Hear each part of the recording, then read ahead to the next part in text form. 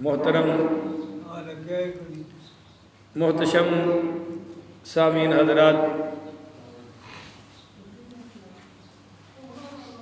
5 April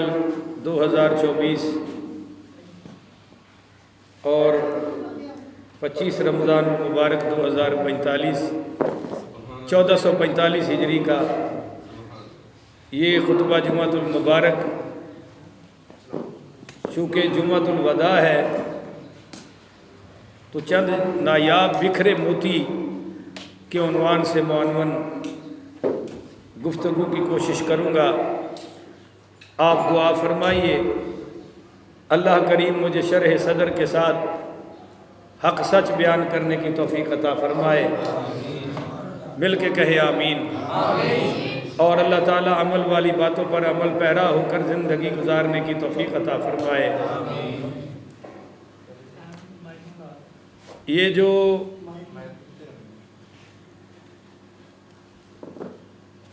جمعۃ الوداع کی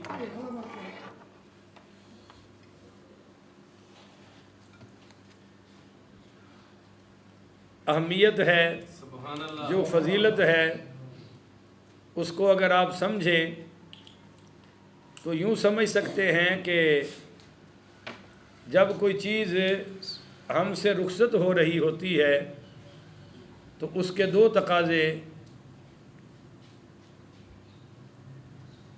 دو تقاضے ہمارے سامنے ہوتے ہیں۔ آپ توجہ میری طرف رکھیں، بڑی قیمتی کو بات کرنا چاہتا ہوں۔ ادھر ٹھیک ہے یار، ادھر ہی کرو، کر لے، تھوڑی بڑی مہربانی۔ مسئلہ یہ ہے کہ جب کوئی چیز رخصت ہو رہی ہوتی ہے، جمعۃ الوداع کا مطلب رخصت ہونے والا جمعہ۔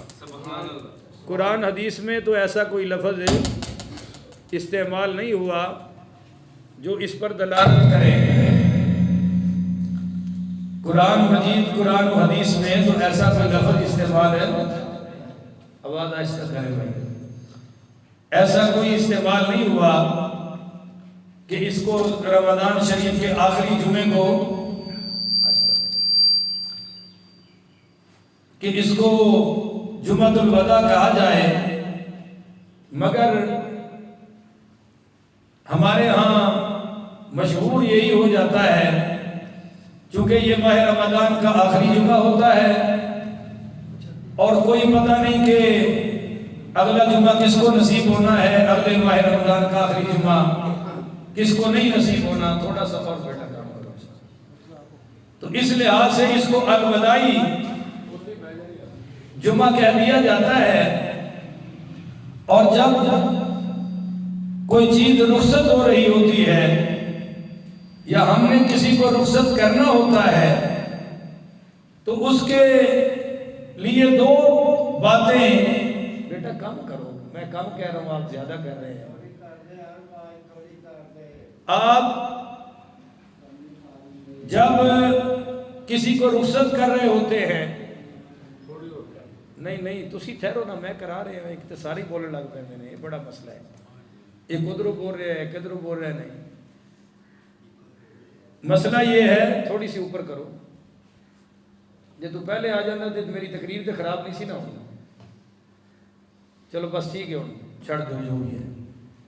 جب کسی کو رخصت کرنا ہو تو دو چیزیں ہمارے سامنے ہوتی ہیں اس رخصت کرنے والے کے لیے۔ نمبر 1، اس سے جدائی کا اظہار کرنا۔ نمبر 2، اس کی عظمت کا خیال کرنا۔ بڑی توجہ سے بات سمجھیے گا۔ جب بھی کسی کو رخصت کرنا ہے دو چیزیں سامنے ہوتی ہیں، ایک اس سے جدائی کا اظہار اور دوسرا اس کی عظمت کا اظہار۔ جیسے ایک باپ اپنی بیٹی کو رخصت کرتا ہے تو رخصتی کے لیے بہت تیاری کرتا ہے، پہلے رشتہ تلاش کرتا ہے، جب رشتہ مل جاتا ہے تو پھر وہ شادی کے انتظامات کرتے ہیں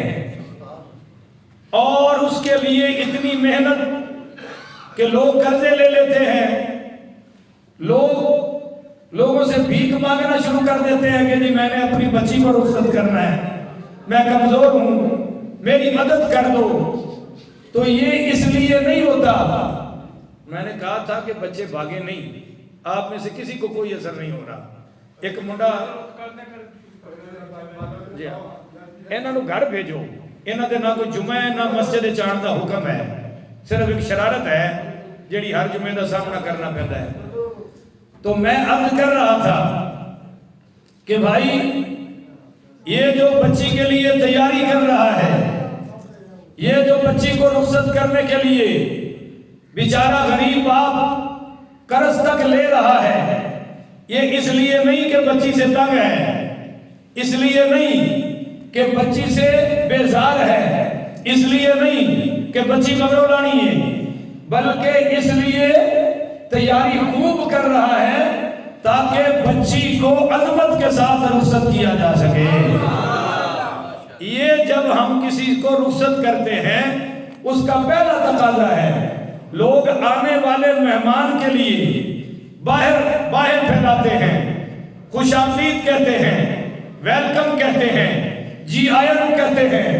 اور کہتے ہیں تیرے آنے سے آنکھیں ٹھنڈی ہو گئی، تیرے آنے سے دل کو سکون مل گیا، تیرے آنے سے بڑی خوشی ہوئی۔ یہ اس کے استقبال کا اور جاتے ہوئے کہنا، تیرے جانے سے دل کم ہو رہا ہے، تیرے جانے سے مجھے غم رہے گا، دل نہیں چاہتا کہ تجھے بھیجا جائے، یہ اس کی رخصتی کا ایک اظہار ہے۔ اور جب جس بیٹی کے لیے تیاری کی، جس بیٹی کے لیے قرضہ لیا، جس بیٹی کے لیے اتنا سامان کیا، جس بیٹی کے لیے رشتہ تلاش کیا، جس بیٹی کے رشتے کے لیے یہ دعائیں مانگتے رہے، این جب اس بیٹی کی رخصتی کا وقت آیا تو باپ بھی رو رہا ہے، ماں بھی رو رہی ہے، بہن بھی رو رہی ہے، اور جناب بھائی بھی رو رہے ہیں۔ اب آپ پوچھیں نا اس بات سے کہ یہ رو کیوں رہا ہے، جبکہ تم نے خود تو تیاری کی ہے، رخصت ہو جائے، رشتہ ہو جائے، کوئی زبردستی تھوڑی جا رہی ہے، مگر پھر بھی رو رہا ہے۔ کیوں کہ باپ دنیا کو بتا رہا ہوتا ہے کہ وہ جو تیاری کی وہ اس کی رخصتی کی عظمت کا تقاضا تھا، اور یہ جو میری آنکھ میں آنسو آ رہے ہیں یہ بھی اس کی رخصتی سے جو ہمیں جدائی کا غم ہے اس غم کا اظہار ہے۔ تو رخصتی میں دو باتیں پیش نظر ہوتی ہیں، اگلے کی عظمت کو ظاہر کرنا اور اپنی جدائی کا غم ظاہر کرنا۔ بولو جی اپنی جدائی کا۔ پاکستان کے چونکہ معاشی حالات ٹھیک نہیں ہے اور کوئی ابھی قریب امید بھی نہیں ہے کہ ٹھیک ہو جائیں گے، تو لوگ اپنے بچوں کو باہر بھیجتے ہیں۔ اب پوچھئے یہ وہی بچہ ہے جو سکول بھی جائے تو ہم پریشان ہو جاتے ہیں، سکول سے لیٹ آئے ہم پریشان ہو جاتے ہیں، مگر آج یہ باپ اس کے لیے ویزا بنوا رہا ہے، آج ہی اس کے لیے اتنے پیسے لے کر کے باہر چلا جائے، مگر جب وہ بیٹا جاتا ہے تو یہ رو رہا ہوتا ہے۔ کیونکہ وہ جو انتظام کیا وہ رخصتی کا ایک تقاضا ہے، اور یہ جو رو رہا ہے یہ رخصتی کا دوسرا تقاضا ہے کہ ہمارے دل میں تیری محبت ہے، رخصت تو کر رہے ہیں پر ہمارے دل سے تو جدا ہو سکتا۔ باپ بیٹی کو رو کر یہی تو کہتا ہے کہ یہ گھر بھی تیرا ہے، میں باپ بھی تیرا ہوں، ماں بھی تیری ہے، بھائی بھی تیرے ہیں، ہم تیرے ساتھ ہیں، ہمارے دل سے تو جدا ہو سکتی۔ یہ ایک مثال ہو گئی۔ اب اس کی دوسری مثال سمجھیے کہ جب سیدہ طیبہ، بس تھک گئے ہو نا ماشاءاللہ، طاہرہ، زاکیہ، مزکیہ، سیدۃ النساء اہل الجنہ، جنت کے جوانوں کے سرداروں کی ماں، لخت جگر مصطفیٰ سیدہ فاطمہ الزہراء رضی اللہ تعالی عنہا، جب آپ کی رخصتی ہوئی تو رشتہ مولا علی سے ہو رہا ہے۔ مولا علی سے اعلیٰ دلہا کوئی نہیں، اور سیدہ فاطمہ جیسی دلہن کوئی نہیں، اور حضور جیسا باپ کوئی نہیں، سیدہ خدیجہ الکبریٰ جیسی ماں کوئی نہیں، گھرانہ ہی بڑا اعلیٰ ہے. اگرچہ علماء کا اختلاف ہے کہ حضرت علی کی ولادت کعبہ میں ہوئی کہ نہیں، اختلاف ہے، بہت سارا اختلاف ہے، اور دونوں طرف اپنی اپنی رائے پر ٹھیک ہے. پر میں کہتا ہوں کہ اگر مان لیا جائے کہ کعبہ میں حضرت علی کی ولادت بھی ہے تو حضرت علی کی شان بڑھتی نہیں، اور اگر نہ مانا جائے کہ مولا علی پاک کی ولادت کعبہ میں نہیں ہوئی تو حضرت علی کی شان گھٹتی نہیں. اس کی وجہ کیا ہے کہ کعبہ کے بارے میں تو حضور نے فرمایا اے بیت اللہ تجھ سے اللہ کے ہاں میرے ایک عام امتی مسلمان کی عزت زیادہ ہے، اور جب عام مسلمان کی عزت کعبہ سے زیادہ ہے تو سوچو مولا علی کی عظمت کا عالم کیا ہوگا. تو ہم کہتے ہیں غصہ نہ کیا کرو، اگر کوئی کہہ دے کہ مولا علی کی ولادت کعبہ میں نہیں ہوئی ہے تو لڑائی کی بات ہے، کوئی فرق نہیں پڑتا. اگر ہوئی ہے تو بھی کوئی فرق نہیں پڑتا. 360 بت وہاں مان لیے، علی کیوں نہیں مانتا؟ مان جاؤ. پر ایک حکمت بتانے لگا ہوں، حضرت علی کی ولادت جو کہتے ہیں کعبہ میں ہوئی، اور سیدہ فاطمہ کی ولادت مصطفیٰ کے گھر ہوئی. اللہ نے جوڑی بنا دی کہ دلہا خدا کے گھر کا ہوگا، دلہن مصطفیٰ کے گھر کی ہوگی. تابی تو بیٹے حسن و حسین پیدا ہوئے ہیں، کیونکہ گھر ہی بڑا اعلیٰ ہے، جوڑیاں ہی بڑی اعلیٰ ہیں. تو سیدہ فاطمہ الزہرا رضی اللہ تعالی عنہا کی جب رخصتی ہونے لگی، اسلم بھائی آپ ادھر آئے، آپ بڑے دل سے سنتے ہیں، آپ کی آنکھوں میں آنسو ہوتے ہیں، تو آپ کے قریب بیٹھنے سے مجھے مزہ آتا ہے. اے پتر بیٹھ جاؤ، سونے بیٹے ہو، بیٹھ جاؤ، آنا جانا بند کر دو. اچھا، میں عرض کر رہا تھا جب سیدہ طیبہ فاطمہ پاک سلام اللہ علیہا کی رخصتی کا وقت آیا تو آپ کو پتہ ہے کہ اماں خدیجہ تو پردہ فرما چکی تھی، تو میرے نبی کریم رؤوف الرحیم پڑھیے صلی اللہ علیہ وآلہ وسلم نے سیدہ عائشہ سے فرمایا، عائشہ دیکھو آج خدیجہ ہوتی تو فاطمہ کو اپنے انداز سے رخصت کر،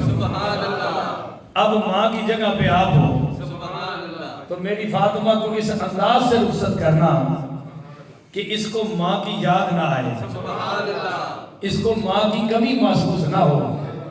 تو آپ حیران ہوں گے کہ سیدہ فاطمہ کے کمرے کی ساری سجاوٹ خود اماں عائشہ صدیقہ نے فرمائی، سارے انتظامات اپنے ہاتھوں سے کیے. اتنا پیار، اتنی عقیدت تھی کہ سیدہ فاطمہ رونے لگ پڑی. تو اماں عائشہ صدیقہ کہنے لگی بیٹی کیا میری خدمت میں کوئی کمی ہے کہ آپ رو رہی ہو؟ کیا میں نے آپ کی ماں ہونے کا حق ادا نہیں کیا؟ تو سیدہ فاطمہ کہنے لگی کہ آپ کی اتنی زیادہ محبت، آپ کی اتنی زیادہ چاہت دیکھ کر تو مجھے ماں یاد آئی ہے کہ آپ میرے ساتھ اتنی محبت کر رہی ہیں. آج اگر سیدہ خدیجہ ہوتی تو میری رخصتی کا عالم کیا ہوتا. تو دیکھیے اب سیدہ فاطمہ بھی رو رہی ہیں، اماں عائشہ بھی رو رہی ہیں، کیونکہ یہ رخصتی کا موقع ہے، تیاری بھی کر رہی ہیں، رخصت کرنا بھی ہے. تو جس کو بھی رخصت کرنا ہے، ایک تو اس کی عظمت کو ظاہر کرنا ہے، تیاری اچھی کرنی ہے، عظمت ظاہر ہو جائے، اور دوسرا اپنے دل کی جذبات اور کیفیات کا بھی اظہار کرنا ہے. اس پر ایک تیسری مثال سمجھیے، سیدنا بلال حبشی، پڑھو نا رضی اللہ تعالی. آپ حیران ہوں گے معزز سامعین، آپ کی بڑی توجہ چاہیے. حضرت بلال وہ عاشق رسول تھے کہ جب اذان پڑھتے تھے اشہد ان محمد رسول اللہ پر اشارہ حضور کی طرف کرتے تھے، اور کسی کو اجازت نہیں ہے. یہ مقام حضرت بلال کا ہے. آپ کو ایک اور بات بتاؤں، میرے آقا نے فرمایا قیامت والے دن جب میں اٹھوں گا تو اپنی اونٹنی پر سوار ہو کے جنت میں داخل ہوں گا، اور میری اونٹنی کی مہار پکڑ کر جنت میں بلال مجھ سے بھی پہلے داخل ہوگا. سبحان اللہ. تو تھوڑے سارے بھی نہیں آ رہے، کچھ ہی بولو، میں کو چپ کر کے بیٹھے، وہ بھی نعرہ مکے ہیں. چلو ٹھیک ہو گیا، بات ٹھیک ہے میں کہہ رہا تھا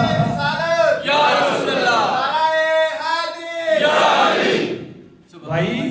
آپ ان باتوں پر خوش ہوا کریں، ایمان بڑھ جاتا ہے۔ حضرت بلال سے پیار ہے نہیں ہے؟ کیونکہ ان کو ہمارے حضور سے پیار ہے تو ہمیں ان سے پیار ہے۔ حضرت بلال پاک رضی اللہ تعالیٰ عنہ نے فرمایا کہ مجھ سے پہلے جنت میں داخل ہوگا۔ ہائے ہائے کیا مقام ہے۔ اور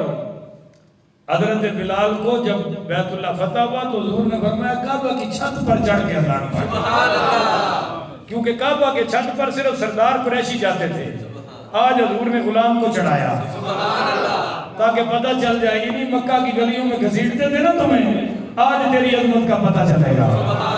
اور آپ کو ایک حدیث سناؤں کمال کی، حضرت بلال میرے آقا نے فرمایا بلال شام میں دفن ہوگا پر اس کا حشر قیامت والے دن میرے قدموں میں ہوگا۔ اٹھایا یہاں سے جائے گا۔ اللہ اکبر کبیرہ۔ جب سرکار نے پردہ فرمایا تو حضرت بلال کی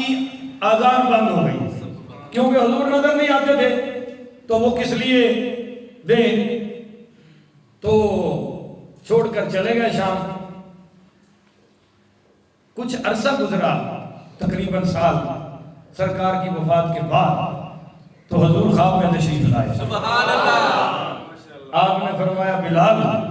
کیا بات ہے، ایک وقت تھا تجھے مارا جاتا تھا اور تم مجھ سے جدا نہیں ہوتا تھا، اور آج اتنا عرصہ ہو گیا تم مجھ سے ملنے ہی نہیں آیا۔ تو بس یہ تہجد کا وقت تھا، اٹھے اور اونچی اونچی رونے لگ پڑے، آنکھوں میں آنسو۔ اہلیہ نے پوچھا حضرت خیر ہے؟ فرمایا مجھے حضور نے بلایا ہے، آج خواب میں حضور تشریف لائے ہیں، مجھے جانا پڑے گا، چنانچہ یہ آئے۔ عجیب بات ہے کہ جب یہ سرکار کے روزے پر حاضر ہوئے تو تہجد کا وقت تھا، یعنی تہجد کا وقت ختم ہو رہا تھا، فجر شروع ہونے والی تھی، اور یہ سیدھا سرکار کے روزے پر دیکھا تو وہاں امام حسن بھی موجود ہے، مولا حسین بھی موجود ہے۔ ان سے ملاقات ہوئی، درود و سلام پڑھا تو وہ کہنے لگے، شہزادوں نے کہا آج حضور کی نانے والی اذان ہی سنا دو۔ تو حضرت بلال رضی اللہ تعالی عنہ نے جو اذان شروع کی تو ان کی جو آواز گونجی تو آواز آئی تو لوگوں نے کہا حضور آ گئے ہیں۔ ایسا سما بنا اور ایسا جناب وہ یادگار تازہ ہوئی کہ لوگ چیخیں مارتے ہوئے گھروں سے باہر نکل آئے، عورتیں روتی ہوئی باہر آ گئی کہ آج بلال نہیں آمنہ کا لال آیا ہے، اور حضرت بلال مسلسل اذان پڑھ رہے ہیں، مگر جب پڑھا اشہدو ان محمد رسول اللہ اشارہ کیا، حضور نظر نہیں آئے، وہیں بے ہوش ہو کے گر گئے اور کہا بیٹو میں تمہیں کہا کرتا تھا اے جنت کے شہزادو، میں اذان اس وقت پڑھتا تھا جب مصطفیٰ سامنے ہوتے تھے۔ تو یہ جدائی کی کیفیات ہوتی ہیں۔ آج ایک وقت تھا، ابھی چند دن پہلے ماہ رمضان کی آمد تھی، اب وہ وقت ہے کہ جدائی کا عالم ہے، جانے کو ہے، آخری ایام چل رہے ہیں، اگلے سال پتہ نہیں کس کو نصیب ہوگا کس کو نہیں ہوگا، تو ابھی بھی چند دن باقی بچے ہیں۔ آپ دعا فرمائیں کہ اللہ ہمارے لیے یہ ماہ رمضان قیمتی بنا دے۔ چند حدیث، آج نہ جانے مجھے کیوں یہ وہم تھا کہ آپ سب پہلے آ جائیں گے، مگر آپ تو اسی طرح ہی رہے بھائی، وہ آپ کی وہی روٹین ہے، آپ نہیں بدلیں گے۔ اور جب کوئی قوم خود نہ بدلنا چاہے رب بھی اس کو نہیں بدلتا۔ آج تو آخری جمعہ تھا، آپ کو 1 گھنٹہ پہلے ہی آ جانا چاہیے تھا، پتہ چلتا اللہ کے غلام آئے بیٹھے ہیں، سبحان اللہ، حضور کے عاشق آئے بیٹھے ہیں، وہی آپ کی روٹین ہے، اسی روٹین سے آپ آ رہے ہیں۔ تو جب آپ نہیں بدلے تو اللہ کو تو کوئی ہماری محتاج تو ہم ہیں، ضرورت مند تو ہم ہیں، بدلنا تو ہمیں چاہیے تھا، پر آپ تو آج بھی نواب کے نواب ہی رہے۔ آپ کو تو کوئی احساس نہیں ہوا کہ آخری جمعہ ہے یا ماہ رمضان رخصت ہونے والا ہے۔ ٹھیک ہے بھائی، وما قدر اللہ حق قدری ہی، اللہ فرما رہا ہے میرے بندو تم نے میری وہ قدر نہیں کی جس طرح قدر کرنے کا حق تھا۔ تو چند نایاب موتیوں میں سے سب سے پہلی جو حدیث آپ کی خدمت میں پیش کرنا چاہتا ہوں۔ مجھ سے تقریر ہو نہیں رہی، مجھے ہمت نہیں پڑ رہی،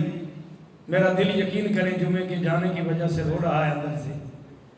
اور میں تقریر کر نہیں پا رہا کہ آج یہ آخری جمعہ ہے، آئندہ جمعے پتہ نہیں ہماری کیا حالت ہوگی، ہم کہاں ہوں گے۔ اللہ تیرا شکر ہے کہ زندگی میں ہمیں یہ جمعہ نصیب فرما۔ سبحان اللہ۔ تو وہی جدائی والی کیفیات میرے دل میں بھی ہیں، پر چونکہ آپ کی خدمت بھی کرنی ہے تو میں آپ کی خدمت میں حدیث پیش کرنے لگا ہوں، دل کے کانوں سے سنیے گا۔ یہ میں ذریعہ ہوں، زبان میرے نبی کی ہے، سبحان اللہ۔ میں تو ذریعہ ہوں۔ جیسے آپ کو کہا میں سپیکر کی نہیں سنتا، تو سپیکر کے کیا قصور ہے، اذان کی بات کر رہا ہوں۔ سبحان اللہ۔ تو میں تو ایک سپیکر ہوں بھائی، اصل بات حضور کی سنا رہا ہوں۔ حضرت ابو امامہ بن سہل بن حنیف پڑھو رضی اللہ تعالیٰ عنہ فرماتے ہیں کہ قال رسول اللہ صلی اللہ علیہ وسلم من اذل عندہ مومن ولم ینصرہ۔ آپ نے فرمایا جس کے سامنے کسی مسلمان کو ذلیل کیا گیا، سن رہے ہو، کسی کی بیٹی پر تہمت لگائی گئی، کسی کی بہن پر تہمت لگائی گئی، کسی کے گھر کے بارے میں نیگیٹیوٹی پھیلائی گئی اور اس کے بارے میں بری بات کی گئی، او منڈیا سیدھا ہو ادھر بیٹھا کہ میں جو باغ چایا تھا لتا کدھر کی تھی نے روندے تقریر سنن۔ تو فرمایا جس کے سامنے کسی مسلمان کو ذلیل کیا جائے اور وہ وہاں موجود ہے یا نہیں ہے، مگر اس کی کوئی بےزتی کر رہا ہے، اور دوسرا جو ساتھ والا ہے وَلَمْ يَنْصُرْهُ، اس نے اس کی مدد اونچی بول رہا، اس نے اس کی مدد اس کی عزت نہیں بچائی، اس کے بارے میں ایک جملہ بھی نہیں کہا، بلکہ الٹا بیماری یہ ہے کہ چلو چاچے دا پتر ہی کر رہے ہیں نا، ٹھیک ہے کرن دے ہو، وہ میرا تے اپنا ہویا، جتنی بےزتی ہو رہی ہے ہون دے ہو۔ تو میرے نبی کریم صلی اللہ علیہ وسلم نے فرمایا وَهُوَ يَقْدِرُ عَلَىٰ أَن يَنْصُرَهُ، اس میں طاقت تھی کہ اس کی عزت بچا لیتا، اس کی میں طاقت تھی اس کی مدد کرتا، مگر اس نے مدد نہیں کی، تو اذلہ اللہ علی رؤوس الاشہاد یوم القیامہ، تو قیامت والے دن اللہ اس بندے کو ساری انسانیت کے سامنے ذلیل کرے گا کہ تم نے میرے بندے کی عزت کیوں نہیں بچائی تھی۔ یاد رکھو کہ عزت ہوتی ہے، خواہ سردار ہو یا کمی ہو، وہ امیر ہو یا غریب ہو، عربی ہو یا عجمی ہو، حکمران ہو یا رعایا ہو۔ میرے نبی پاک صلی اللہ علیہ وآلہ وسلم نے خطبہ حجۃ الوداع میں فرمایا تھا اللہ کے ہاں تم سب برابر ہو، عزت والا وہی ہے جو تقوی اختیار کر جائے گا۔ یہ پہلا موتی میں نے سنا دیا۔ تو آج ہم جمعۃ الوداع میں اللہ تعالیٰ سے عہد کر لیں کہ یا اللہ ہم انشاءاللہ سب کی عزت کریں گے، ہم اس مسلمان کی کریں گے جس کی زبان پہ کلمہ طیبہ آ چکا ہے۔ ہاں اس میں آگے درجے ہیں، اگر کوئی عالم ہوگا اس کی عزت اور بڑھ جائے گی، سید ہوگا عزت اور بڑھ جائے گی، بزرگ ہوگا عزت اور بڑھ جائے گی، اپنا باپ ہوگا عزت اور بڑھ جائے گی، بھائی ہوگا عزت اور بڑھ جائے گی، بیمار ہوگا عزت اور بڑھ جائے گی، لاچار ہوگا مجبور ہوگا تو بولو بھائی عزت اور بڑھ جائے گی۔ یہ جو حدیث آپ کے سامنے پیش کرنے لگا ہوں اسی عنوان پر ہے، پر توجہ سب کی شرط ہے۔ سبحان اللہ۔ نبی کریم رؤوف الرحیم پڑھیے صلی اللہ علیہ وآلہ وسلم نے فرمایا ما من امرئ یقتل مسلما فی موطن یرقص فیہ من عرضہ وینتہک فیہ من حرمتہ، جس نے کسی مسلمان کو ایسی جگہ پہ رکھا جہاں اس کی عزت کی حفاظت نہیں ہے، اس کو وہاں لا کر آباد کیا جہاں اس کی عزت کی حفاظت نہیں ہے یا اس کی بے عزتی ہو رہی ہے، جو آتا ہے اس کی عزت کر کے چلا جاتا ہے، جو اس کی عزت کو برباد کرتا ہے، تو میرے آقا نے فرمایا اس کا بدلہ کیا ہوگا کہ قیامت والے دن ہاں اللہ کے نبی نے فرمایا کہ ایک دن آئے گا کہ الا قتلہ اللہ فی موت یحب فیہ نصرتہ وما من احد ینصر مسلما فی موت ينتقص فیہ من عرضہ وینحتق فیہ من حرمتہ الا نصرہ اللہ فی موت یحب فی نصرتہ اللہ اس کی بھی مدد نہیں کرے گا اس نے جو مسلمان کی عزت کی حفاظت نہیں کی ہے اللہ اس کی عزت کی حفاظت نہیں کرے گا اس جو مسلمان کو ضرورت پڑی اس نے کہا مجھے کیا ہے اس کا بیٹا بیمار ہے میرے کیا پرواہ ہے فلاں مجبوری میں ہے مجھے کیا پرواہ ہے جو کسی کی پرواہ نہیں کرتا میرے آقا نے فرمایا جب تجھ پر مجبوری آئے گی جب تیری اولاد پر مصیبت آئے گی اللہ کو تیری بھی پرواہ نہیں ہوگی اور اگر تو اللہ کی مخلوق کی مدد کرے گا خدمت کرے گا تو اللہ تیری بھی مدد فرماتا رہے گا میں اس سے بڑی کیا بات بتاؤں جان کے میں رہنے والے غیرت مند مسلمانوں اس سے بڑی کیا بات بتاؤں کہ شب معراج واپسی پر میرے آقا نامدار رحمت للعالمین نے صحابہ کرام سے فرمایا اے میرے صحابہ میں نے جنت میں زنا کرنے والی عورت کو دیکھ کر آیا ہوں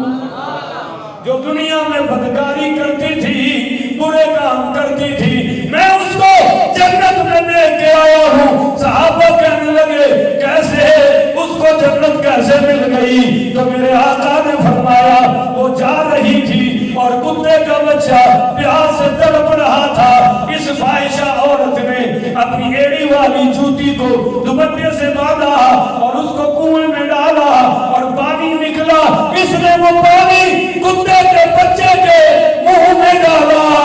اور وہ کتے کا بچہ جاگ اٹھا اس کو زندگی مل گئی اللہ نے فرمایا اے میری بندی اگرچہ تو گناہگار ہے پر تو نے میری مخلوق کی مدد کی ہے یا اسی وجہ سے میں تیری مغفرت کر کے تجھے جنت میں داخلہ عطا فرما رہا ہوں چلو تو بیٹھ میں تجھے جنت میں داخلہ عطا فرما رہا ہوں جو اللہ کی مخلوق پر اس قدر رحم کرے ایک پانی کا گھونٹ پلا دے اللہ اس کو جنت عطا فرما رہا ہے آج ماہ رمضان کا آخری جمعہ ہے ارادہ کر لو نا اپنے رب سے ارادہ کر لو کہ انشاءاللہ ہم خود بھی کھائیں گے غریبوں کو بھی کھلائیں گے جب تیرے گھر میں اچھا کھانا پکا ہو ایک کٹوری کسی غریب کے گھر میں بھیج دیا کرو جب بڑا چھاپر تیرے گھر میں پھل فروٹ کا آئے تو چھوٹا چھاپر کسی غریب کے گھر بھیج دیا کرو اس کے پیٹ میں لقمہ جائے گا اللہ تیرے نام جنت کا محل حلال فرما دے گا دیکھیے جو ختم شریف کے کھانے ہوتے ہیں ان کے بارے میں امام اہل سنت امام محمد رضا خان فاضل بریلوی رحمت اللہ علیہ نے فرمایا یہ غریبوں کا حق ہے یہ مسکینوں کا حق ہے مالدار غنی لوگ جن کے گھروں میں اچھا پکتا ہے ان کو یہ کھانا نہیں کھانا چاہیے یہ کھانا غریبوں کے گھر جائے تاکہ میت کے اللہ پچھلے گناہ معاف کر کے ان کو جنت عطا فرما دے تو یہ جو چودھری صاحبان بیٹھے ہیں یہ قانون بنا دینا اس گاؤں میں کہ جب بھی ختم ہوگا کھانا غریبوں کے گھر جائے گا مقامی افراد نہیں کھائیں محلے دار نہ کھائیں اور مولوی صاحب بھی گھر کا ہی کھائیں اور تو کہو نا سبحان اللہ اپنے پیٹ سے لت مار کے تو ہم مسئلہ سمجھا رہے ہیں کہ مولوی بھی نہ کھائے غریبوں کے گھر جائے پر سب تو بڑا غریب مولوی ہوتا ہے اس کے بعد انہیں مقتدی ہوتے ہیں کوئی شاید چھڑ دے ہی نہیں تو حضور نے یہ تعلیم دی کہ غریبوں کی مدد کرے تو آج ہم یہ عہد کریں دیکھو ابھی عید آ رہا ہے آپ کی بچیوں کے ہاتھوں میں چوڑیاں دیکھ کر غریب کی بچی کا بھی دل کرتا ہے آپ کی بچی کے بچے کے اچھے جوتے دیکھ کر غریب کے بچے کا بھی دل کرتا ہے آپ کے بچے کے مہنگے کپڑے دیکھ کر غریب کے بچے کا بھی دل کرتا ہے تو جس کو اللہ طاقت دے اپنا اگر بچے کا 2000 کا سوٹ لیا ہے غریب کو 1000 کا ہی لے کے دے دو سلح مار لو اس سے بھی اللہ ثواب عطا کرتا ہے ہاں حدیث میں آیا ہے کہ ایک آدمی گزر رہا تھا اور کانٹوں والے درخت کی شاخ جھکی ہوئی تھی اور جیڑا گزرتا سی انہوں کنڈے وجدے سن بخاری دی حدیث ہے انہیں کہا کہ ایک بندے نے انہیں کہا کہ میں تینوں کٹا گا وڈا گا تاکہ اللہ دی مخلوق کو نفع ہو جائے میرے آقا فرماتے نے وہ کٹ نہیں سکیا اللہ نے ارادے سے فرمایا جا تو میری مخلوق نو نفع پہنچان دا ارادہ کیتا ہے میں ارادے سے تیرے گناہ معاف کر کے تینوں جنت عطا فرما رہا ارادہ تے کرو یار اللہ ارادے تے ہی بخشش فرما دے گا اللہ اکبر کبیرہ مسلمانوں کی بخشش کل انشاءاللہ بعد نماز عشاء لیلۃ القدر دا محفل ہوئے گی سبحان اللہ کہو انشاءاللہ میں انہیں میں تفصیل نال دساں گا کہ مسلمانوں کی بخشش واسطے اللہ نے بڑے ہی راستے کھولے ہوئے سبحان اللہ کسی امت واسطے ایسی بخشش کے راستے نہیں کھولے جنہیں اللہ تعالیٰ نے مسلمانوں نے کھولے سبحان اللہ مگر آج کل ماہ رمضان ہے سہری والے سارے اٹھے ہوتے ہو کہ نہیں بیٹا وہ ٹیشو لاؤ پکڑ کے اٹھے ہوتے کہ نہیں کیوں جی مگر اس وقت وضو کسی بھی یاد ہی نہیں رہتا اس وقت اللہ کی لب لے گا اس وقت کسی کو اللہ کی طرف نفل پڑھنے کا یاد ہے دہی لے آؤ دودھ لے آؤ جزاک اللہ اے کر لو وہ کر لو اے کم کر لو وہ کم کر لو تو ہمیں پتہ ہے کہ رمضان تو علاوہ بھی ہر رات اللہ آسمان دنیا تے خود آیا ہوا ہے سبحان اللہ اور رمضان میں جو ہی ایک دا ٹائم کراس کرتا ہے اور تہجد دا ویلا شروع ہوتا ہے تو اللہ تعالیٰ خود آسمان دنیا تے تشریف لے آتا ہے سبحان اللہ اور میرے نبی کریم پڑھیے صلی اللہ علیہ وآلہ وسلم نے خود اعلان فرمایا کہ اللہ تعالیٰ اعلان کرتا ہے اور کتے کرتا ہے اے سنو ينزل الله عز وجل إلى السماء الدنيا فيقول سبحان اللہ اللہ آسمان دنیا تے آگے اعلان فرماندا ہے کی فرماندا ہے کہ لا اسأل عن عبادی غیری اے بندے اے جڑی میں تہجد ویلے تیرے نال گل کرن لگیا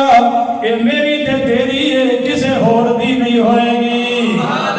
ایک گل میری تے تیری ہے منزل الذی یسألنی اوتی ہے کوئی میرے کو سوال کرن والا میں دین واسطے خود آ گیا وا ایتھے تے دنیا منگن واسطے آندی ہے ایک رب دی ذات جڑا دین واسطے خود آ گیا ہے اور اعلان فرما رہے ہیں منزل الذی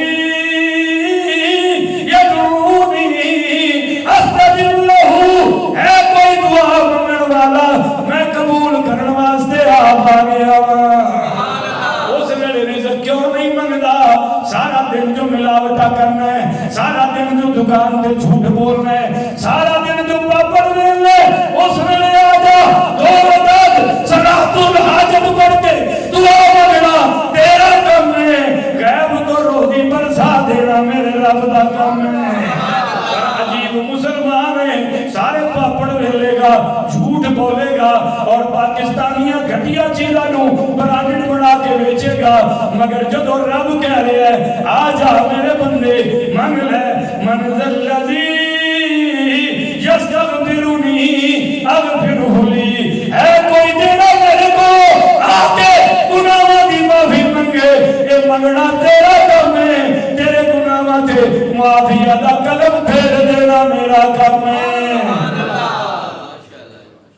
اور کدو حتی ینسعید الفجر میرے آقا نے فرمایا فجر تک اللہ اعلان کرتا ہے کوئی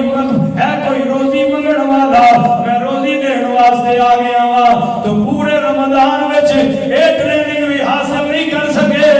کہ جو ہی تہجد دا وقت شروع ہوندا گھر وچ بیوی بھی مصلی تے آ جاندی خاوند بھی مصلی تے آ جاندا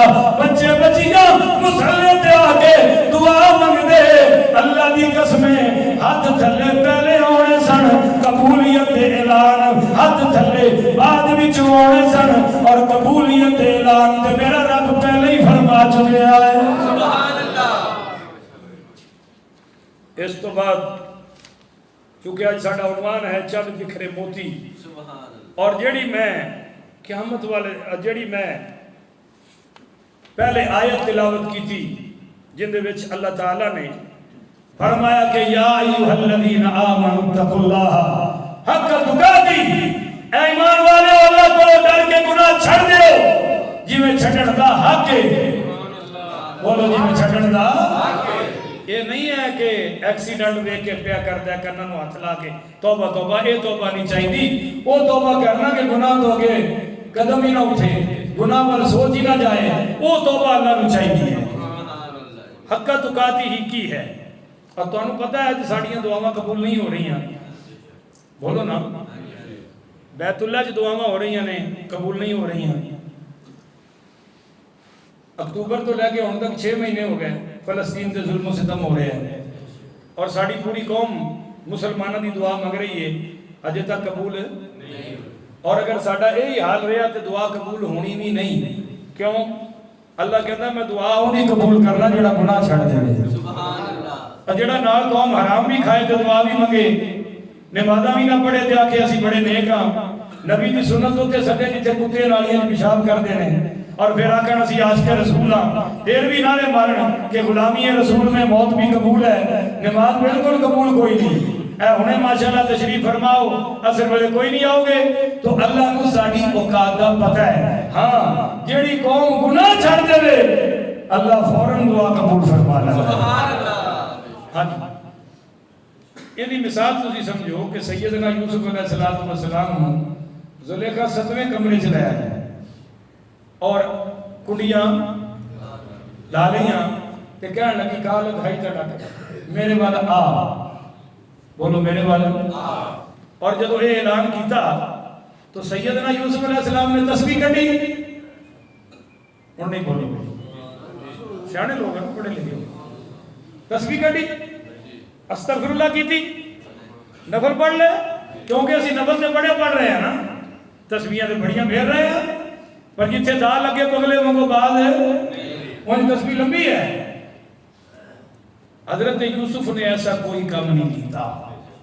کی کیتا ففروا الی اللہ کیا کالا بعد اللہ میں یہ کام کردا دوڑ لائی اے دوڑ لاؤ والا کام اسی نہیں کیتا حالانکہ وہ دعا مانگتے اس وقت دے سڑ کے یا اللہ بچا یا اللہ میری مدد فرما میری عزت سے حملہ ہو گیا پر نہیں دوڑے اور وہ بھی پیچھے دوڑی قرآن کہہ رہے ہیں کہ او پتہ ہے کہ او بوئے کنڈی لگی ہے میں دوڑا گا رکا گا کنڈی کھولا گا بوئے کھولا گا میری سپیڈ ٹوٹ جائے گی اور یہ بھی پہنچ جائے گی پر پھر بھی دوڑے کیوں حضرت یوسف نے دسیا کہ ایتھوں لے کے بوئے تک دوڑنا بھج کے جانا بچ کے رہنا اے میرے بس میں میرے اختیار میں میں اپنی پوری طاقت پورا اختیار لا دیا گا جتنے میرے بس میری طاقت میرے اختتام میرے اختیار کا اختتام ہوئے گا اور تو رب دی مدد کا آغاز ہوئے گا چنانچہ حضرت یوسف دوڑے کنڈی کھولنی نہیں پئی کنڈی اور دروازے خود بخود کھلتے جا رہے ہیں تو اللہ دی مدد ادو ہوتی ہے جب کوئی قوم اپنی پوری طاقت پوری قوت پورا اختیار گناہ تو بچن میں چلا دے جتنے طاقت کا اختتام ہوگا وہ کوئی رب دی مدد کا آغاز ہوگا آج گناہ چھاتے ہو ہر دعا قبول ہو جائے گی اے سنو جی میرے نبی کریم رؤوف الرحیم پڑھیے صلی اللہ علیہ وآلہ وسلم نے حضرت عمر نے فرمایا اے عمر میرے واسطے اپنی قوم نو جمع کر بولو بولو حدیث بڑے غور آ رہی ہے میری قوم نو جمع کر اپنی قوم نو جمع کر حضرت عمر رضی اللہ تعالی انہوں نے ساری قوم نو جمع کیتا جدو لوگ سرکار دے دروازے تے آ گئے حضرت عمر نے عرض کی تھی یا رسول اللہ لوگ آ گئے نہیں تسی فرمایا جمع کرو جمع ہو گئے انصار کہنے لگے کہ قریشیوں دے بارے جمعی آ گئی ہے جڑا حضور نے اپنی قوم نو جمع کیتا ہے نا، لگتا ہے تو قریش کے بارے چ نبی وحی آ گئی ہے، تو نبی کریم پڑھی صلی اللہ علیہ وآلہ وسلم نے جدو سارے لوگ جمع ہو گئے تو آپ باہر آئے اور انہوں نے دیکھ کے فرمایا حل فیکم من غیرکم، کیا کوئی غیر دے وچ نہیں آیا؟ سبحان اللہ، ساری میری قوم ہی آئے ہو نا، کوئی غیر تے نہیں آیا؟ قالوا نعم فینا، وہ کہنے لگے، سارے کہنے لگے جی یا رسول اللہ اسی آیا، پر حلیفنا، وہ جڑے سارے حلیف نے سارے نال نے وہ بھی آئے نے، وابن اختنا، اور سارے بھانجے بھی آئے نے، ومولانا، سارے غلام بھی آ گئے نے۔ تو فقال رسول اللہ صلی اللہ علیہ وسلم، آپ نے فرمایا حلیفنا مننا، جڑے سارے حلیف نے وہ بھی سارے وچوں نے۔ حلیف سمجھتے ہو کسے نال معاہدہ ہو جائے نا بھی تیرا دکھ میرا دکھ ہے، تیرا سکھ میرا، فرمایا وہ بھی ساڈے وچوں نے، وابن اختنا مننا، اور جڑے سارے بھانجے نے وہ بھی ساڈے وچوں نے، اور فرمایا ومولانا مننا، اور جڑے مولا دا معنی غلام بھی ہوتا ہے، فرمایا جڑے سارے مولا نے سارے غلام نے وہ بھی ساڈے وچوں نے، اور فرمایا انتم تسمعون، آپ نے فرمایا سن لو میری گل غور نال، ان اولیائی یوم القیامت متقون، قیامت والے دن میرے سب تو زیادہ قریب او ہوں گے جڑے متقی ہون گے۔ کہ قریشیاں نو خطاب ہے، ہاشمیاں نو خطاب ہے، آل رسول نو خطاب ہے، اپنے خاندان نو خطاب ہے کہ سن لو قیامت والے دن میرے قریب وہ ہوئے گا جڑا متقی ہوئے گا، اور ایک حدیث فرمایا کہ قیامت والے دن میرے سب تو زیادہ قریب وہ ہوئے گا جڑا دنیا چ اپنی بیوی نو خوش کر کے آئے گا۔ ہن کوئی نہیں کہنا سبحان اللہ، انہوں نے خوش رکھنا چاہیے کہ نہیں رکھنا چاہیے، پر ماں پیو کا دل دکھا کے نہیں، وچے وچے۔ ہاں اگے آپ نے فرمایا اے میری قوم یاد رکھو فَإِن كُنْتُمْ أُولَئِكَ، ہاں آپ نے فرمایا فَذَاكَ وَإِلَّا فَانْظُرُوا وَلَا يَأْتِ النَّاسُ بِالْأَعْمَالِ يَوْمَ الْقِيَامَةِ وَتَأْتُونَ بِالْأَسْقَالِ وَيُعْرَضُ عَنْكُمْ ثُمَّ نَادَاهَا، آپ نے فرمایا میری قوم یاد رکھ لو قیامت والے دن تواڈے عملاں دا بھار تواڈے موڑیاں تے ہوئے گا، تواڈا وزن کسے نے نہیں چکنا اور کسے دا وزن تسی، یہ اپنی قوم نے فرمایا۔ اور اگے فرمایا کہ یاد رکھو ایھا الناس ان قریشن اہل امانت من بغاہم الغوائر والعوائر، آپ نے فرمایا کہ یاد رکھو جیڑا قریشی اہل امانت نے، جیڑا میرے خاندان نو میری قریش نو تکلیف دے گا، انہوں اللہ تعالیٰ قیامت والے دن ذلیل کر کے دوزخ میں داخل فرما دے گا کہ میرے خاندان نے عزت کرنی ہے۔ تو ایدے وچ بھی آپ نے فرمایا کہ میرے سب تو زیادہ قریب کون ہے؟ جیڑا تقوی اختیار کردہ ہوئے گا، سبحان اللہ، بولو جی جیڑا تقوی اختیار کردہ ہوئے گا۔ تو اصل گل بندی ہے تقوی تے، تو اللہ میں نو تانوں تقوی دی توفیق نصیب فرمائے۔ یاد رکھو کہ تقوی تو بغیر گل بننی کوئی نہیں، جنہ مرضی زور لگا لو۔ اور آخری حدیث جیڑی آج دی نشست دی پیش کرنا چاہنا، دیکھو آج اسی نماز پڑھنے ہاں فکر دکانہ دی، جیڑا بھی کام کریے ساری فکر دکان دے ارد گرد، کاروبار دے ارد گرد، اور کاروبار بھی چھوٹے چھوٹے، کوئی ایسی دنیا دے تاجر نہیں ہاں۔ میرے نبی کریم پڑھیے صلی اللہ علیہ وسلم دی خدمت اور دین دی خدمت انصار صحابہ نے انی کی تھی کہ انہوں نے باغ سک گئے، انہوں نے باغ سک گیا، کھیتیاں خشک ہو گئیاں۔ ایک دن انصار آپس سے کہنے لگے کہ یار گل ہے کہ ہن نا اسلام نو مل گیا غلبہ، مسلمان ہو گئے نے زیادہ، واہ مسلمان ہو گئے نے، اگر اسی حضور کو جا کے اجازت لے لئیے کہ یا رسول اللہ سانو تھوڑی کھیتی باڑی دی اجازت ہی دے دے، سبحان اللہ، ساڑھے بھی چھوٹے چھوٹے باغ نے، باغ ساڑھے سکے نے، کھیتیاں تباہ ہو گئی نے، اے انصار دے سیانے بندیاں نے مشورہ کیتا اور چل پہ حضور والے سبحان اللہ۔ یہ جدو سرکار بھی بارگاہ سے بیٹھے تو آپ نے فرمایا اے انصار